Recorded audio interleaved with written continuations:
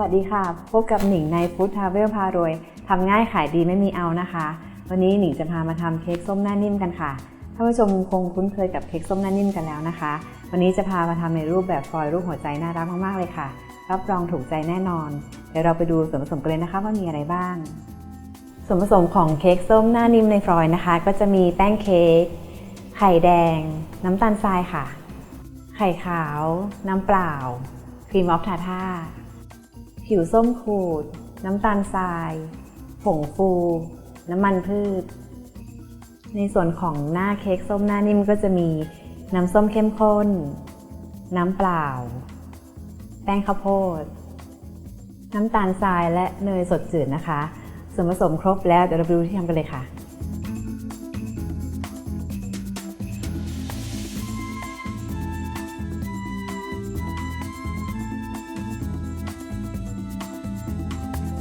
เดี๋ยวเราไปดูที่ทำของเค้กส้มหน้านิ่มกันนะคะเริ่มด้วยเราจะร่อนแป้งกับผงฟูก่อนค่ะ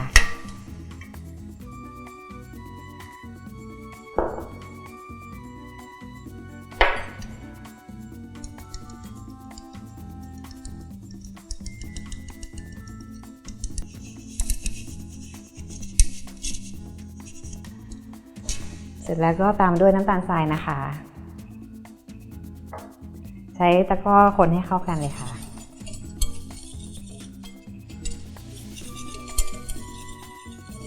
ต่อจากนั้นเราก็จะใส่น้ำมันพืชนะคะ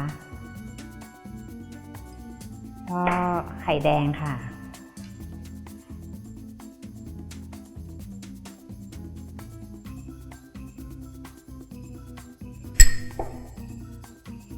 ตามด้วยน้ำเปล่านะคะ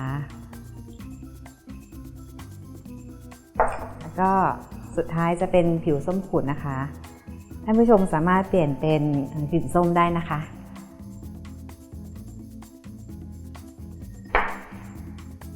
ตอนนี้เราก็จะคนให้เข้ากันคนให้เร็วที่สุดแล้วก็เบาที่สุดนะคะ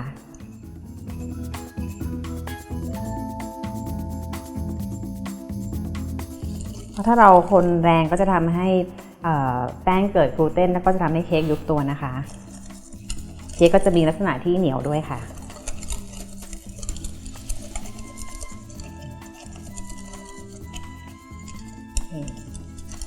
ตอนนี้เข้ากันดีแล้วนะคะเดี๋ยวเราไปดูส่วนผสมของไข่ขาวกันค่ะเริ่มด้วย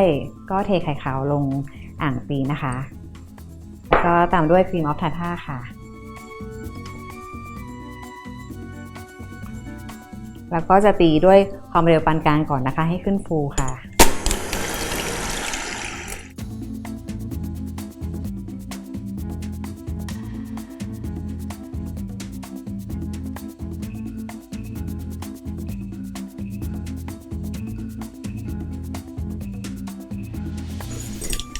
จากนั้นก็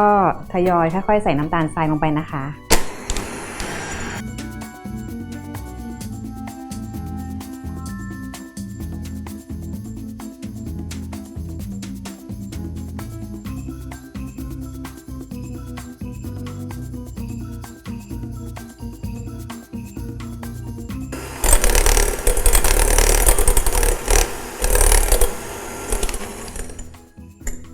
ตอนนี้ก็ไข่ขาวแล้วก็ได้ที่แล้วนะคะตั้งยอดแข็งเป็นมันเงาแบบนี้นะคะเดี๋ยวเราจะนำส่วนนี้ไปผสมกับส่วนไข่แดงค่ะเราจะนำส่วนไข่แดงมาผสมกับส่วนไข่ขาวนะคะ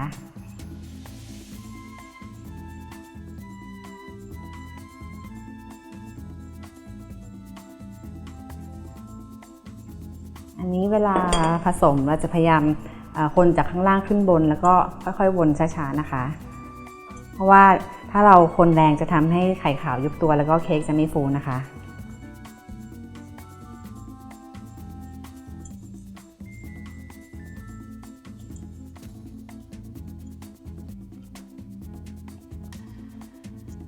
พยายามคนให้เข้ากันให้เร็วที่สุดแล้วก็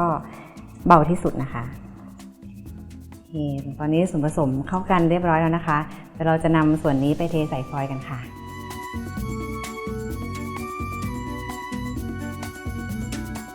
นี่เราจะตักใส่ประมาณครึ่งหนึ่งของฟอยล์นะคะ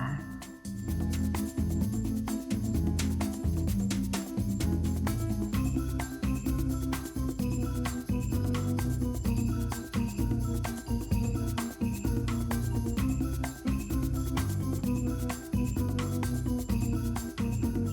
ตอนนี้ก็เทใส่พิมพ์เรียบร้อยแล้วนะคะเดี๋ยวเราจะนำส่วนนี้ไปอบในอุณหภูมิ180องศาไฟบนล่างนะคะประมาณ7นาทีค่ะเดี๋ยวเรามาดูกันต่อค่ะเดี๋ยวเราจะมาทำหน้านิ่มส้มกันเลยนะคะ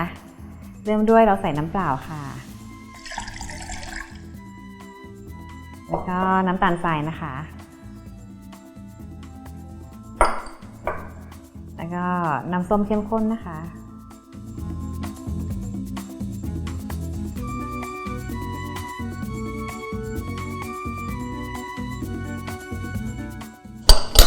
แล้วก็ตามด้วยแป้งข้าวโพดนะคะ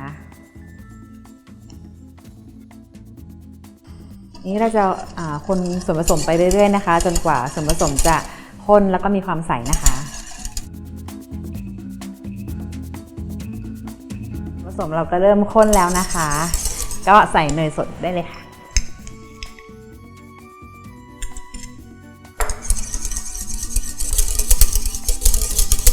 แล้วคนให้เนยละลายนะคะเรียบร้อยเดี๋ยวเราจะนำส่วนนี้ไปราดลงบนเค้กที่เราอบเสร็จแล้วนะคะ